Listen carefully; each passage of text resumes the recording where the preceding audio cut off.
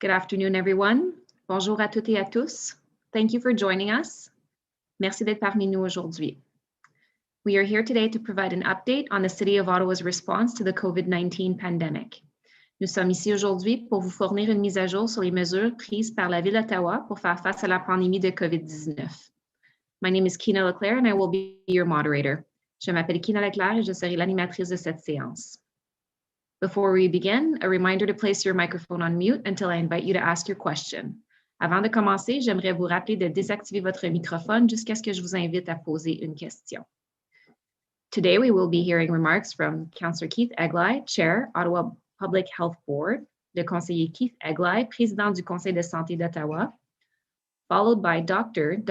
Vera Etches, Chief Medical Officer of Health, médecin-chef en santé publique, and Anthony DiMonte, General Manager of Emergency and Protective Services, Directeur Général des Services de Protection et d'Urgence.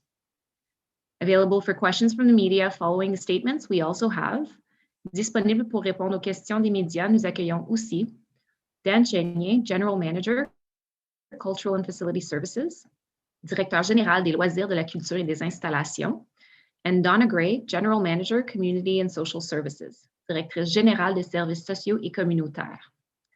After we hear from the panelists, we will take questions from the media. We will now begin with remarks by Councillor Keith Egli, Chair, Ottawa Public Health Board. Le conseiller Keith Egli, président du Conseil de santé d'Ottawa. Thank you, Kina. Hello, bonjour, Kwe.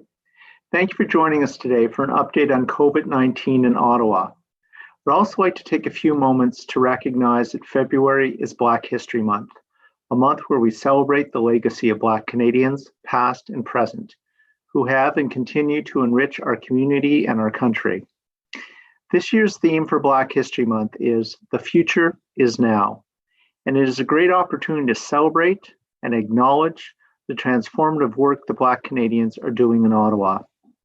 As we look towards the future, I think it is also important to take this time to learn about anti-Black racism in Canada and identify what we can do individually and collectively to address all forms of inequality and oppression.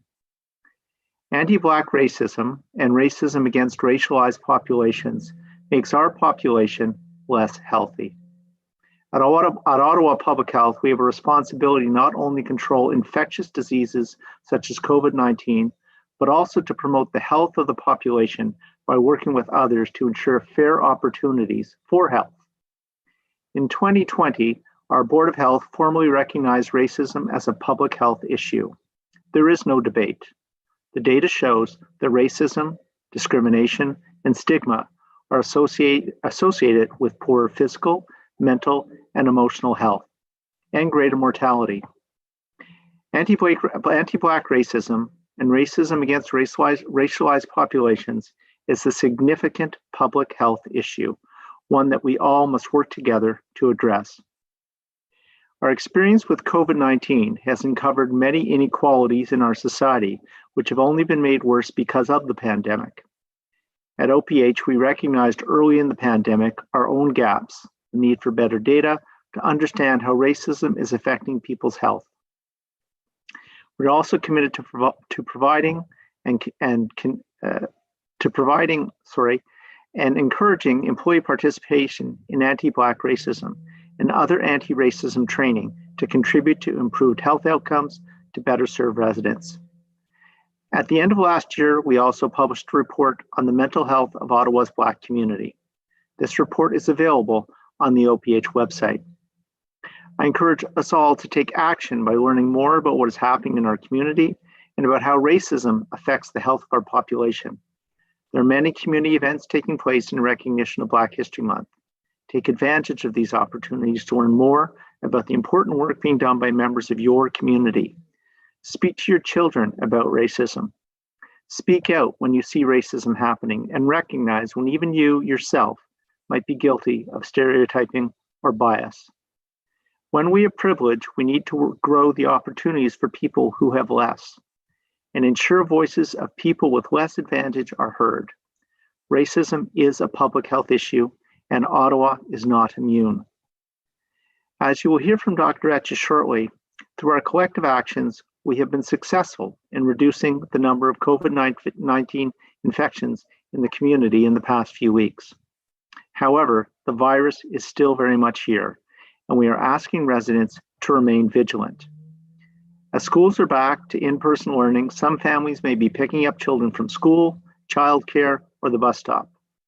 It's important for families to remember that Ontario is still under a stay-at-home order. This means that travel to and from school is considered an essential trip. Additional stops along the way, however, should only be made if they are essential, like groceries or for medical care. If possible, make those essential trips when your children are not with you. Please remember to continue practicing public health measures such as physical distancing and mask wearing. Whenever interacting with those outside of your household, individual actions matter. I'd now like to invite Dr. Etches to provide her update. Thank you and merci. Thank you, Chair Aglai, and hello, bonjour, Kwe Inge. We do continue to see encouraging indicators that the current public health measures are working to decrease COVID-19 in our community. You've heard us say this many times, that we've done it before and we can do it again. So I look forward to being able to say that we have indeed done it again, managed to decrease COVID-19 levels low enough to be able to return to services being more available. I want to make this abundantly clear.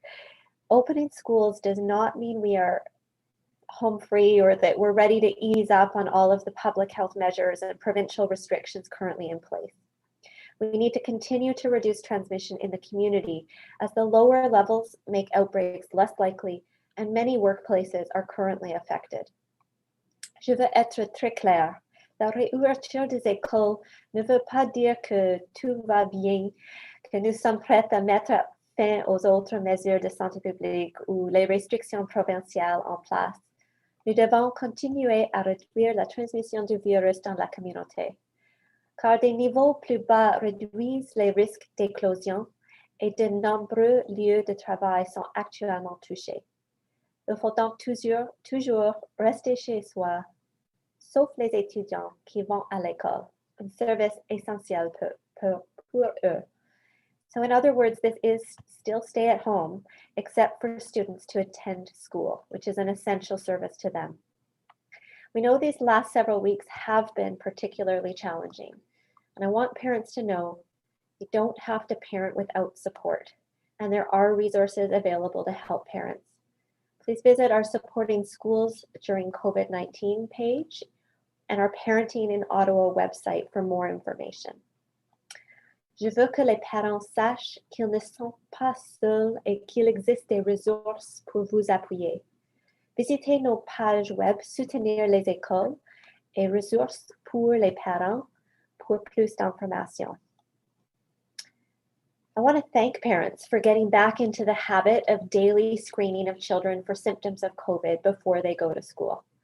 And if your child meets the criteria, seek testing right away and ensure that every member of the household stays home and self-isolates while waiting for those results. And again, the turnaround times are very rapid these days. We will continue to work with our partners to offer on-site testing at schools, particularly to improve access to testing where there are a large number of high-risk contacts, as well as when we're seeking more information about potential transmission in a school. We're looking for additional ways to use rapid testing in the student population as we trialed last weekend prior to schools opening. Nous continuons à explorer des façons de mobiliser les tests de dépistage rapides pour la population étudiante, comme nous l'avons testé la fin de semaine dernière. Bien sûr, le dépistage n'est qu'un des outils pour limiter la transmission de la COVID-19. Les mesures de base de limiter nos contacts étroits aux personnes avec lesquelles nous vivons, rester à 2 mètres des autres, porter un masque et se laver les mains font partie de la routine quotidienne importante pour prévenir la propagation du virus. So the basics of limiting our close contacts to the people we live with, staying 2 meters apart from anyone outside our household, including before and after school, wearing a mask and washing hands often are the routine behaviors that will help limit the spread of COVID-19 and its variants. Today, Ottawa Public Health published a special report on COVID-19 in schools, and this report can now be found on ottawapublichealth.ca under our supplemental report section. It found that while limited transmission of COVID-19 occurred within schools, it peaked in early October and declined thereafter. The report shows that the vast majority, 85%, of those who tested positive got their infection outside of school. And of the 55 outbreaks that were identified in schools, more than half involved only 2 people. So the data in this report, in addition to the negative mental health impacts of school closures on our entire community, supports the decision to reopen schools in Ottawa. Les données de ce rapport indiquent que les répercussions négatives sur la santé mentale de la fermeture des écoles sur l'ensemble de notre communauté appuient leur réouverture à Ottawa cette semaine. I'm going to change subjects just to talk about seeking medical care when you need it. Our hospital partners have highlighted that older adults who test positive for COVID-19 are sometimes waiting too long before going to the emergency department, and this can lead to more severe illness and death. If you have COVID-19 symptoms, please get tested. And if you have symptoms of COVID-19 and you're concerned you might need more than just a swab, please consider making an appointment for a physician care visit at one of Ottawa's 4 care clinics. Si vous présentez des symptômes de la COVID-19 et croyez avoir besoin de plus qu'un simple test de dépistage, je vous invite à prendre rendez-vous avec un médecin dans l'une des 4 cliniques de soins d'Ottawa. At a COVID-19 care and testing center, you can see a physician and, if medically appropriate, get the following tests: a chest x-ray, an ECG, basic blood work, throat culture, and the COVID testing. So again, if you are in distress, like you have significant trouble breathing, chest pain, fainting, or you have a significant worsening of any chronic disease symptoms, do not go to a COVID-19 assessment center or a COVID-19 care and testing center. Call 911 or go to the nearest emergency department. For locations and hours of the COVID-19 assessment centers and COVID-19 care and testing centers, please visit our website. Healthcare providers have also noted that fewer people are going to their medical appointments or seeking medical help out of concern of getting COVID-19. So even during a pandemic, one thing that should not change is seeking medical care when needed. There are infection prevention and control measures in place, and waiting too long to get medical help can have serious consequences. Take care of yourselves and look out for one another. Même pendant la pandémie, il est important de consulter un médecin et d'accéder aux soins médicaux que vous avez besoin. Attendre trop longtemps peut avoir de graves conséquences. Prenez soin de vous et veillez les uns sur les autres. Thank you. Merci, Miigwech. Thank you very much, Dr. Etches. We will now hear from Anthony DiMonte. Good afternoon, everyone. Bon après-midi tout le monde. As you may recall, COVID-19 vaccines were first administered at long-term care homes in Ottawa on January 5th, the day after Pfizer vaccine was approved to be transported from the Ottawa hospital. 11 days later, first doses were completed in all 28 long-term care homes in the city, 20 with the assistance of the city's mobile vaccination teams, which includes Ottawa paramedics and Ottawa public health staff. Now, I'm pleased to advise you that the community continues to make progress in administering the second and final dose of vaccine to these high-risk residents living in long-term care. Notre communauté poursuit l'administration de la deuxième et dernière dose de vaccin aux résidents des foyers de soins de longue durée. To date, residents in 12 long-term care homes have been offered their second dose of vaccines. Of these homes, 6 required the assistance from the city's mobile vaccination teams, whereas the remainder were able to be immunized residents within their own medical staff. À ce jour, les résidents de 12 foyers de soins de longue durée ont reçu la deuxième dose du vaccin. I'd like to take this opportunity to thank the members of our mobile vaccination teams, our paramedics, our public health staff, and the long-term care home employees for their incredible work and continued dedication and service to our community. Je veux remercier pour votre travail incroyable, de votre dévouement continu, des services que vous offrez à la communauté. The 16 remaining long-term care homes will receive their second doses on a priority basis established by the ethical framework for prioritization of the COVID-19 vaccination. Completion of second doses in long-term care homes and our ability to reach residents in the high-risk retirement homes and other congregate settings serving seniors will depend on additional vaccine supply. La disponibilité de la vaccination dépend de la disponibilité des vaccins. The province is continuing to assess the remaining stock of vaccines available across Ontario and is monitoring the requirements for the second doses against what the federal government expects to receive from pharmaceutical companies in the short term. Although we expect Ottawa might receive some additional vaccine supply later this week, it is important that everyone, including those fully vaccinated in long-term care and those caring for them, continue to practice public health measures to help stop the spread of COVID-19. Il est important que tout le monde de mettre en pratique les mesures de santé publique pour aider à enrayer la propagation de la COVID-19. Please also continue to maintain physical distancing requirements while outdoors. That means maintaining at least 2 meters distance from anyone outside your household at all times. Bylaw and regulatory services will continue to monitor for compliance, so please remember to wear your mask and enjoy the outdoors safely. Comme les services de règlement municipaux continuent de surveiller les règles et le respect de ces règles, n'oubliez pas de porter un masque pour profiter du plein air en toute sécurité. I also want to mention the current COVID-19 outbreak in Ottawa's shelter system. This outbreak has resulted in 4 emergency housing shelters accepting a limited number of new clients. This, of course, is concerning, especially with the cold weather we've been dealing with lately. However, we've been planning for outbreaks in congregate settings since the beginning of the pandemic.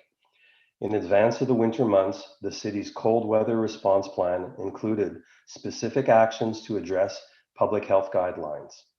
This is part of our broader emergency response to support residents who are experiencing homelessness during the COVID-19 pandemic. While we've been working with our partners and have set up respite centers where the most vulnerable residents can warm up, get some food, and connect to other support services, we are currently adjusting our plans based on the needs, and we're prepared to increase capacity. I also want to remind everyone that people who are in urgent need of shelter can call 311 for assistance, where the city can assess their needs and provide support accordingly. We will continue to work with our partners on this situation. Again, I want to reiterate that although our numbers are heading in the right direction, we can't afford to lower our guard. Our individual actions matter. Let's continue to work together to keep our community and our residents safe and healthy. Thank you very much. Merci beaucoup. Thank you very much, Mr. Guimante. I will now invite questions from each agency alphabetically. You may ask one question with one follow-up. Nous allons maintenant répondre aux questions de chaque organisme par ordre alphabétique. Vous pouvez poser une question et une question de suivi. Again, a reminder to remain on mute until I invite you to ask your question. So we will now go to CBC Ottawa. Hi, I just wanted to follow up on the plan for people who are experiencing homelessness. So does that mean that you're going to be opening the shelters up again with more space, or are there going to be other areas where you're going to be able to open up where people are going to be able to spend time overnight, or what's the plan there? So we're fortunate to have my colleague Donna Gray, who has a responsibility, and her team have been working on this. So perhaps I'll let her answer that question to give you more detail. Thank you. Thanks so much, and happy to take the question. So What we have done as the total response is to take a look at the need and have kind of a variety of different places that are available for people for temporary housing, depending on what their need is and what their situation. And that's a combination of shelter, additional like physical distancing, should somebody need a space that has not been in the current shelter system already. It includes hotels and motels if people have specific needs that are unique to them, family spaces in hotels, depending if it's a family situation. So what we do is, through the process, is we want to make sure that when we're doing the referral process, we're minimizing any impact of anybody entering into a sheltering situation of exposure to COVID. So we want to make sure that as we go through that process and we're assessing each individual case, that we're appropriately placing people in this situation that meets and reflects their needs. And so we use all the options that we have available in a variety of different spaces to accommodate that excess need, to make sure that people have the supports that they need while they're in a precarious housing situation, and that we make sure that we're, accurately reflecting their needs. Thank you. And I'm just going to switch gears for my follow-up. I just wanted to ask a question about the report that Dr. Etches mentioned. Can you just tell us a little bit about why the spread is less in schools? And even though, kids are probably close together and playing together, that is not, COVID-19 isn't having a large transmission in schools. Thank you for the question.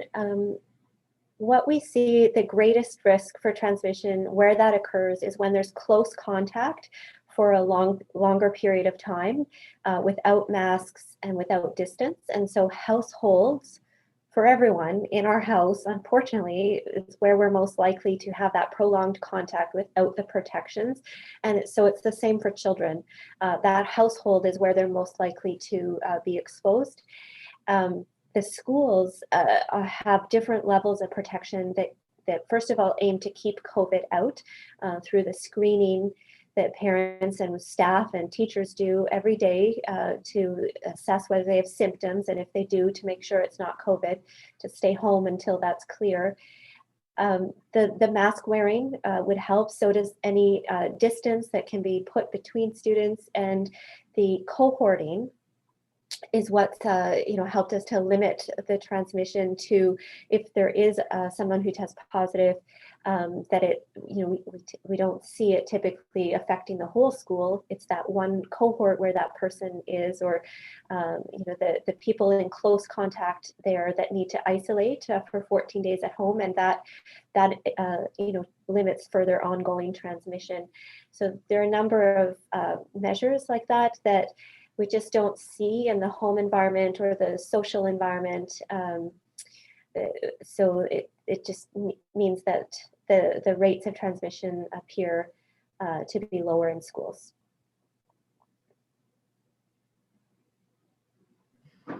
Thank you very much.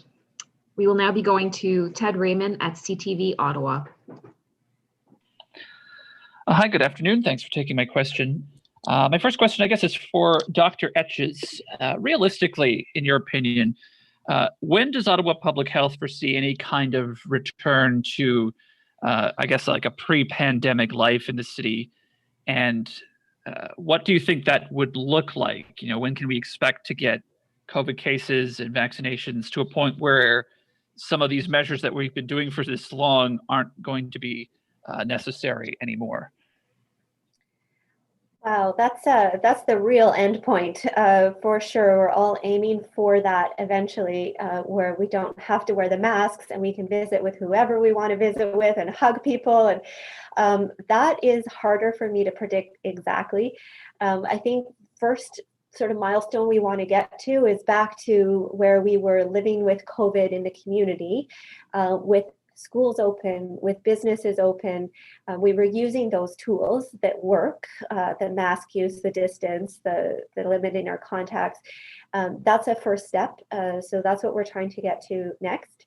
I think that we can get there soon if we continue this downward trend. And the vaccination will eventually make a difference, but it won't make a difference quickly. So, in terms of, I realistically, and need to help all of us, continue to be up to and maintain that routine behavior of mask wearing, et cetera, probably through into the summer. The government is talking about the supply of vaccines really increasing over time to a point where in September, anybody who wants one will be able to have one. And so, I think we are monitoring this. If we get our most vulnerable populations for hospitalizations protected, and we see that the hospitals are fine and we can tolerate, opening things more and more, we will let you know as soon as possible. But it requires some evaluation to really understand how much protection is provided from that vaccine. We are looking around the world to see what are those thresholds. What's happening in Israel?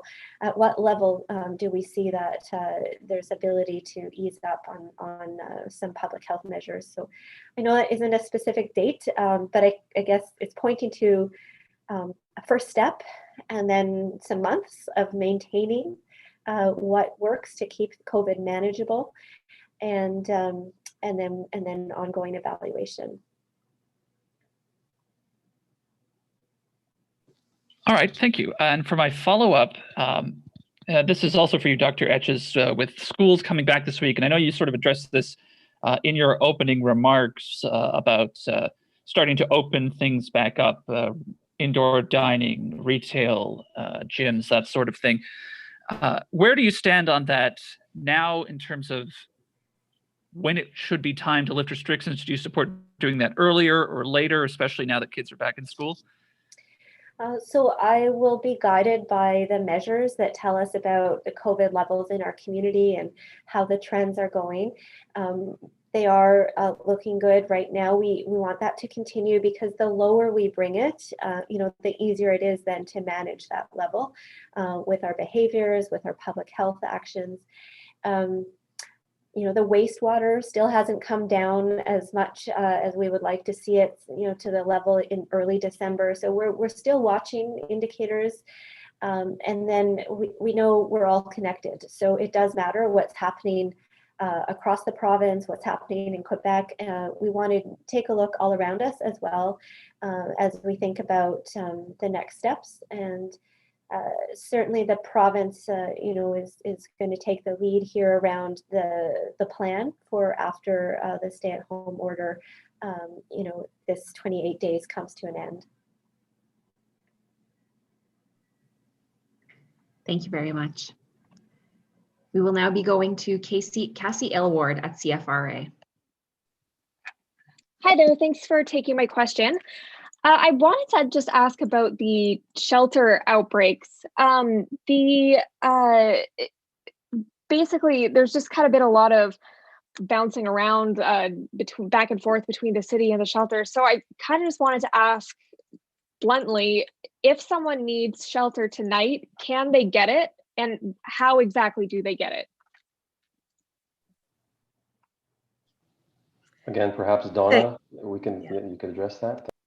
Yeah, thank you. So if somebody needs shelter, there is shelter available at the city should they need it. And what we have done is, and it's the same process that we would, pre-COVID, if somebody needs shelter, they call 311, and 311 passes them to what we call as a placement coordinator. And that placement coordinator existed even before COVID.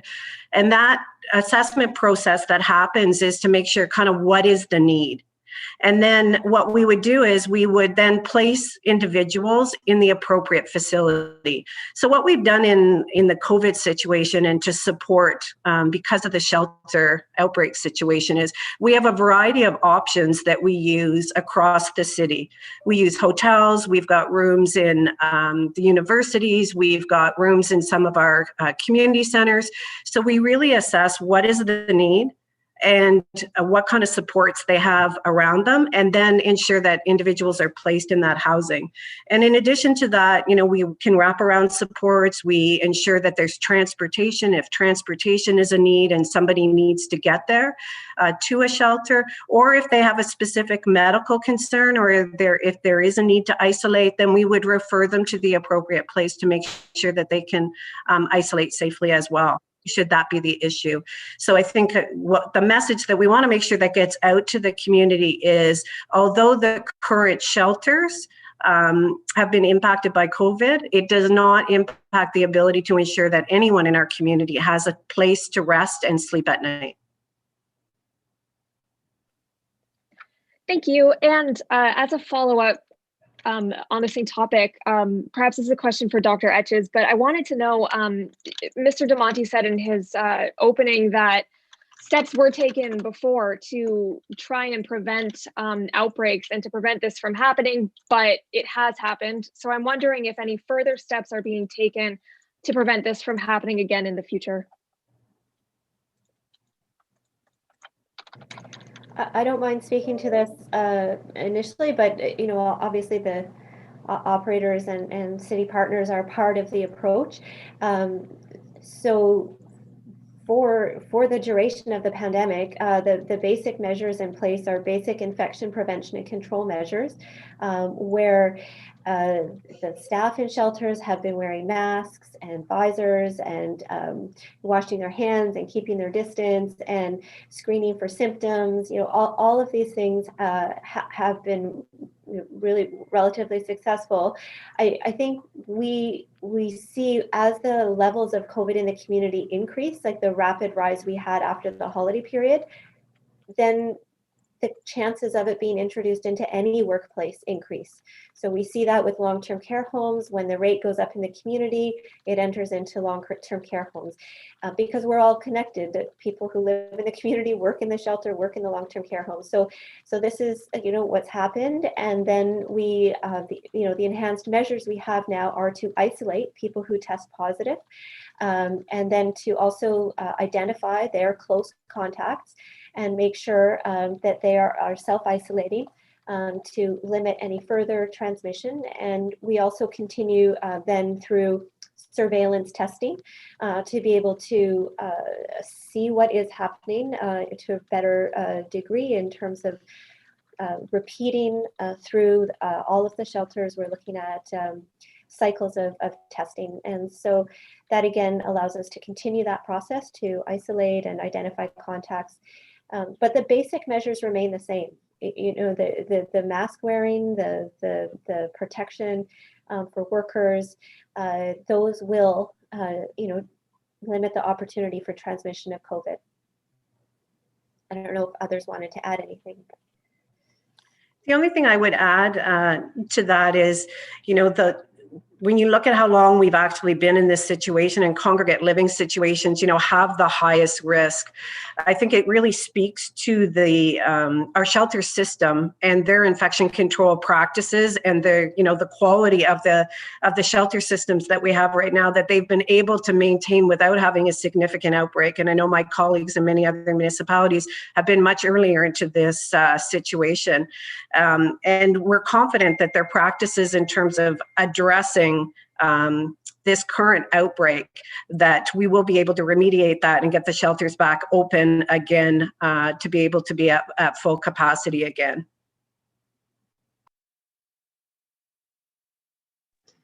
Thank you very much. We will now be going to Eric O'Brien at City News. Hi, thank you. My question is probably for Dr. Etches. Can you hear me? Yeah. Hello? Yes. Yeah, sorry. Okay. All right. Sorry about that. So during the Ontario government's press conference last Friday, when talking about testing travelers coming into Canada, Christine Elliott also said that they would be looking at testing healthcare workers crossing the Ontario, between Ontario and Quebec. Did you get any clarity from the province on this? I'm not aware of any specific communications on that, but my team might have. Perhaps we can follow up after the fact. I don't know of any specific guidance for the Ontario-Quebec border at this point. Okay. Yeah, probably a good follow-up on that. Now, I guess as a follow-up question, quickly, now that schools are open, the government said that they'd be implementing asymptomatic testing in schools. What rate could this be happening in, and how does that apply here in Ottawa? So it's already started the weekend before school. We extended an invitation to about 10 different schools to participate in a trial of rapid testing, actually, combined with confirmatory testing for anyone who tested positive. That rapid testing, someone was mentioning to me, maybe it's helpful to clarify for people, it still involves a swab. There are different kinds of rapid tests out there. It's not just a sort of a spit on a paper one. But we are basically using that for people who don't have symptoms, where we want to assess if there could be more transmission than we're detecting, where perhaps there was an outbreak or someone who tested positive has a high number of high-risk contacts. So we'll be deploying increased testing where indicated. So it's not across all of the schools, but where it looks like it would be useful. Great, thank you. Thank you very much. Following Eric, we will go to Craig Lord at Global News. Thanks very much. This is for Dr. Etches, I believe. The Ottawa Public Health reports on the lessons learned in long-term care homes and in general talked about the value that paid sick leave could bring to reducing outbreaks. I'm wondering, has OPH or yourself, Dr. Etches, have you been advocating to the province to implement paid sick leave, or what kind of communications have you had on potentially introducing supports like that? I think I might start with that, if you don't mind, Dr. Etches. So Craig, that is in the report and will be a subject of discussion at the board meeting on Monday night. The board will discuss it, debate it, and determine how we want to proceed going forward vis-a-vis the board and the province. Right, thank you, Chair. I was going to say the same thing, and just add that for these reports, the team has been living this pandemic for almost a year, and it was an opportunity to try to reflect. I was going to say pause and reflect, but they didn't pause.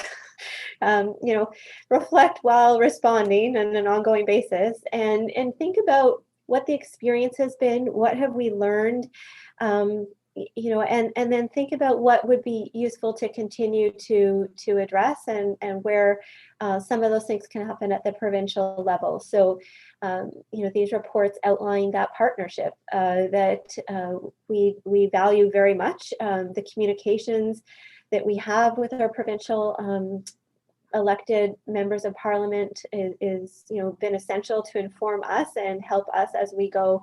And so this is, again, a way of communicating to the public as well as to our provincial partners about thoughts we have arising out of our experience.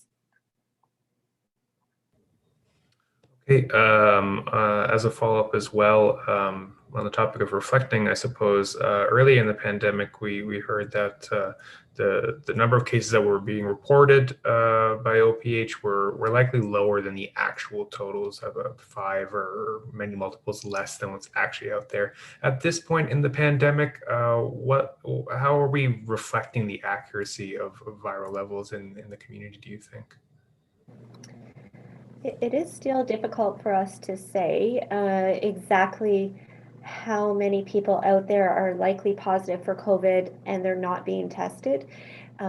It certainly is more people than are probably being tested and testing positive. I think the last estimate I gave you, you just mentioned, it could be up to 5 times or so.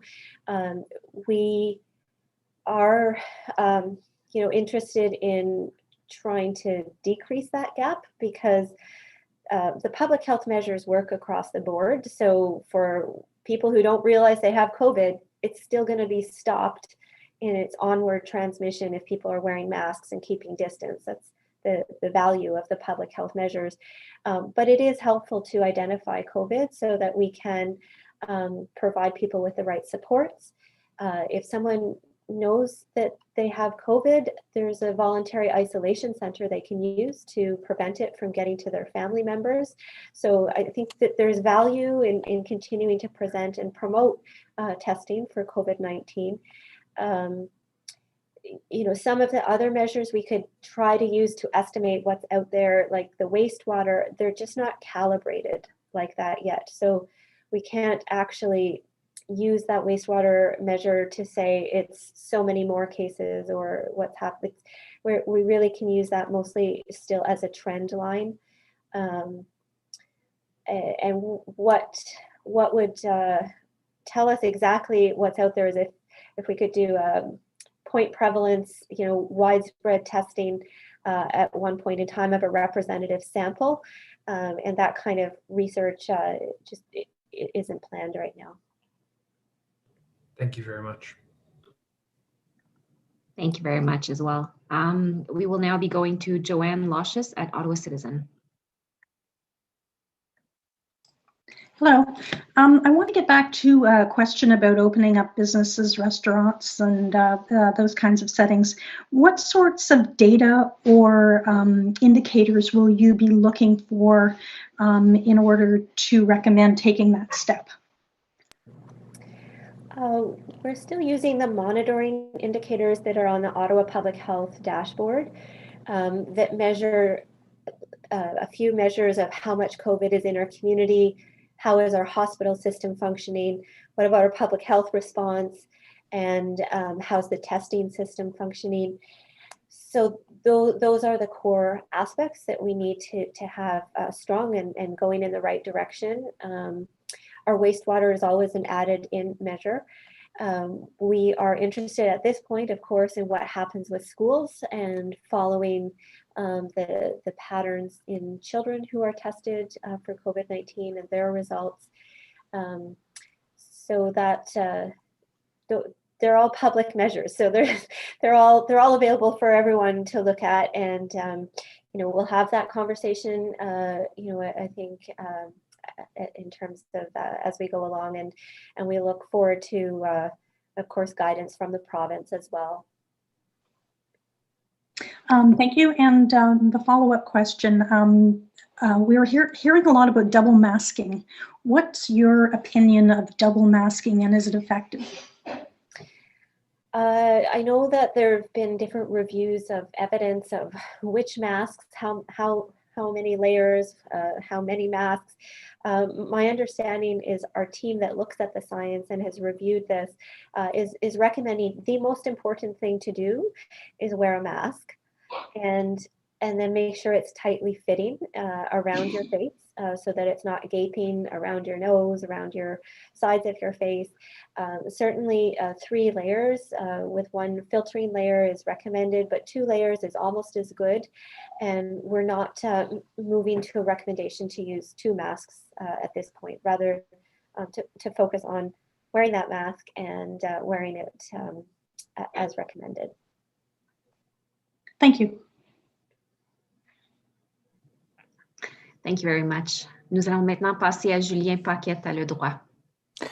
Oui, Docteur, je sais que vous avez mentionné dans votre mot d'ouverture qu'on n'était pas encore, on n'est pas encore arrivé au moment où on peut dire qu'on a aplati la courbe une fois de plus, mais force est de constater que les chiffres descendent de façon assez importante.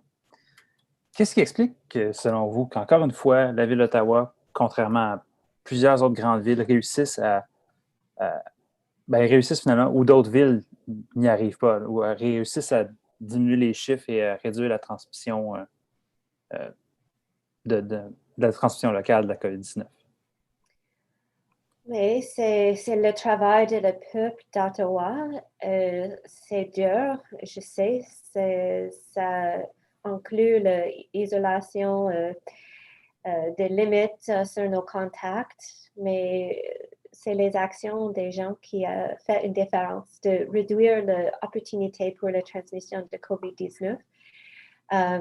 C'est possible que notre population a plus des opportunités pour utiliser ces pratiques à cause de le type d'entreprise et la capacité de travailler chez eux.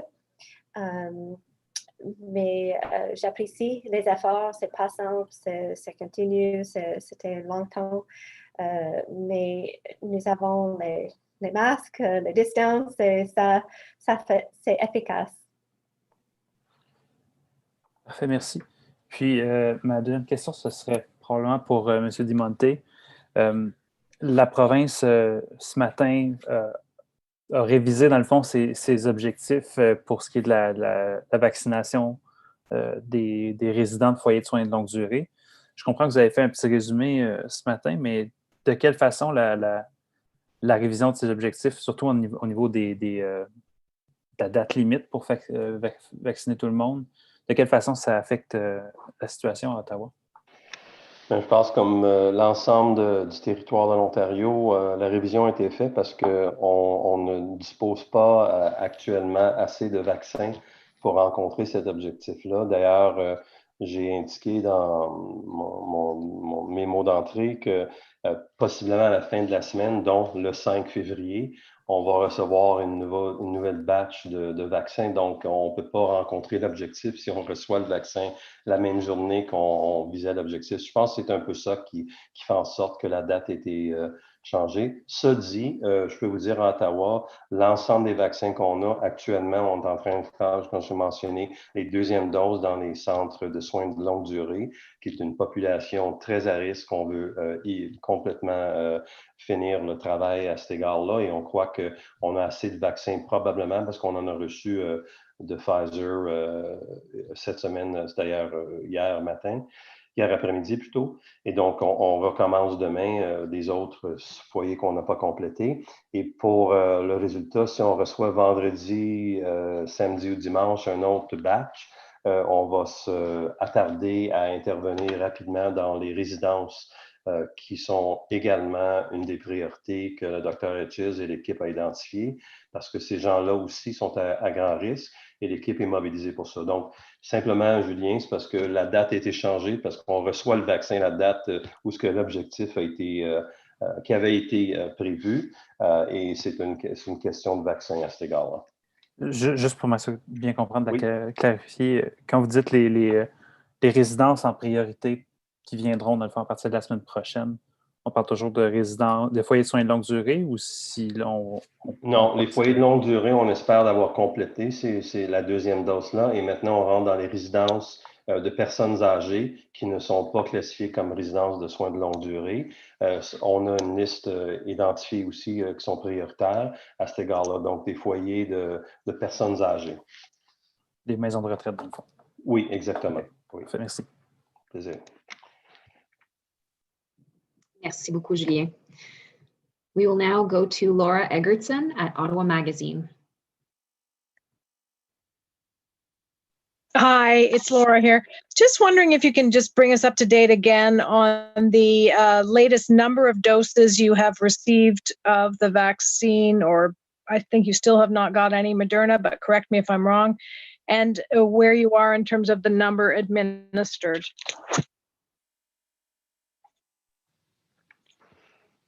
So yeah, maybe I can start. I don't have the numbers offhand, Laura, so we'll certainly be able to send that to you. I don't know if Mr. DeMonte, just to say, it's on our website. Now we have a dashboard, the same COVID dashboard that has the monitoring indicators. There's a tab for vaccination and testing, and it says that the doses we've received are 25,350.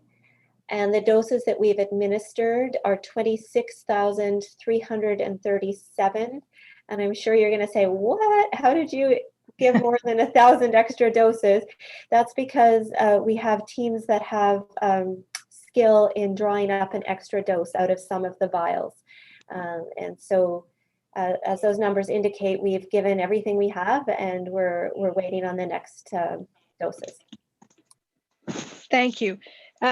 So I know you said you expected you will probably get some more doses by the end of the week. I'm wondering if you can just go over with us again sort of the impact on your team of this delay in vaccination, because I know it's been, I'm sure, an incredible roller coaster for all of you of intense preparation and then having to sort of stand down a little bit. So like everyone in this community, we know that this is the light at the end of the tunnel. We begin moving towards what Dr. Etches, the question she had, when we'll be returning to normal. This is another one of those elements, but most importantly, these populations, both in the long-term care and in the retirement homes, are those that are most at risk, where we've seen the most deaths and the most impact, serious impact of health impact. So the team has been mobilized and motivated to get them done as quickly as possible, because like everybody in this community, want to protect that population and then move on to other priorities. So yeah, Laurie, in simple terms, you know, when you have a team that's mobilized, that's so focused and so wanting to get this done, and then have to stand down because now we don't have the vaccine in hand, it is a little demotivating, because you know they want to get the job done. But that said, they're a great group of professionals. We've got a plan. They're ready, and at a moment's notice, I indicated, you know, within 24 hours, when we got the go from Pfizer to be able to leave the complexity, that we could leave the hospital with Pfizer and bring it to the long-term care within 24 hours, and then 11, 12 days later, we had all the long-term care first doses done. So you can see the type of team and the professionalism that they have. So they're focused on the mission. They're ready to go. And so yeah, this little pause is kind of frustrating, but it's the reality that we're all facing across the country, actually, with regards to vaccine. And as the Dr. Etches just pointed out, the team is so adept and so skilled that we're squeezing every last dose that we can to ensure that we can get the maximum number of people vaccinated. That's our priority. Thank you. Thank you very much. We will now be going to Taylor Blewett at Ottawa Sun. Thanks so much. Both of my questions are actually for Dr. Etches. I want to ask, first of all, do you think we're adequately prepared to cope with the SARS-CoV-2 variant? Is there more that individuals and policymakers should be doing? And is there concern that our current protective mechanisms might not be as effective against the variant? Thank you. The variants of concern are COVID-19 variants that could potentially be more transmissible. And that does mean we'd have to be a little more effective at our measures that control transmission. So those measures are the same. It is being effective with wearing masks, with keeping distance from others, and limiting our contacts. Those will work against variants, and we just need to make sure we don't have blind spots and use them. The other thing that I know the province has been working on is identifying the variants when someone tests positive. So they are working with the leadership of Public Health Ontario labs to be able to rapidly, after someone tests positive, then test for the variant in but the tools then that we use are the same in terms of contact tracing. So it's one of the tools that Ottawa Public Health has maintained throughout the response. At times of high numbers of people testing positive, we've had backlogs in being able to reach people who test positive and their contacts, but we've never let go, and we've always followed up with everybody eventually, prioritizing, of course, those at higher risk in different risk settings. There is a little bit more, there's a little shift around some of the measures for contact tracing when we're dealing with variants, in terms of how we identify the high risk contacts, monitoring for that period of isolation. There are a few little changes there in the policy approach, but the grand set is, it's what we have, what will work. We just need to apply it as strongly as possible. Thanks. And how concerning is it to you that our vaccine supply is challenged? There obviously have been some disruptions while variant cases have been identified in Ontario, as recently as yesterday, seeing the first case of the South African variant. Well, we really have all been looking forward to a vaccine, and we were surprised that a vaccine was ready in December. We received vaccine within a year of the start of the pandemic. That's news, and of course now we want as much as possible, as soon as possible, to really protect the population with that tool. So that's what we want. The reality is it's not possible to get vaccine to everyone across the world all at once. And so, we do need to use those tools that we have. People in Ottawa have shown that they can do it, that we can use those basics of the masks and the distancing and visiting outdoors, with distance, and finding ways to connect socially, with video, with text. We've got to continue to support each other a little bit longer, but there is an end in sight. Thanks so much. Thank you very much. Nous allons maintenant passer à Catherine Moras à Radio-Canada. Bonjour, Dr. Etches. J'aimerais vous entendre rapidement en français revenir sur le rapport sur les écoles qui est sorti aujourd'hui. J'aimerais vous entendre résumer les grandes lignes de ce qui est sorti. Oui. J'ai mentionné que nous avons 2 rapports pour notre Conseil de la santé cette semaine prochaine, qui sont là pour partager nos réflexions, notre expérience dans cette pandémie et les idées pour améliorer certains aspects ou de utiliser notre connaissance de changer différentes approches pour l'avenir. C'est toujours un processus de partenariat avec la province. Nous apprécions beaucoup qu'il y a différents liens de communication. Nous avons des bonnes réunions régulières avec les députés provinciaux locaux. Et ces rapports, c'est une autre méthode de partager avec le public aussi notre expérience et les leçons et les idées pour l'avenir. Quelles seront les prochaines étapes dans la distribution des tests rapides dans les écoles?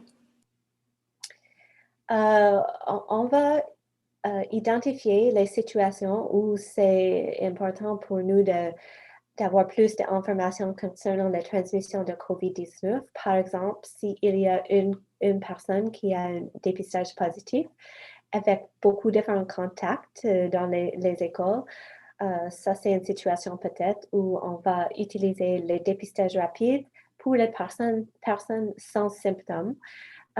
Si les gens ont des symptômes, on recommande le dépistage normal. Et c'est aussi peut-être il y a différentes situations où il y a un plus haut risque dans la communauté autour de les écoles. Peut-être c'est une autre situation où on va utiliser une approche de fournir les dépistages près de les écoles avec les choix de les dépistages rapides ou normal. Est-ce qu'on a déjà fixé des cibles en termes du nombre de dépistages qu'on veut faire par semaine?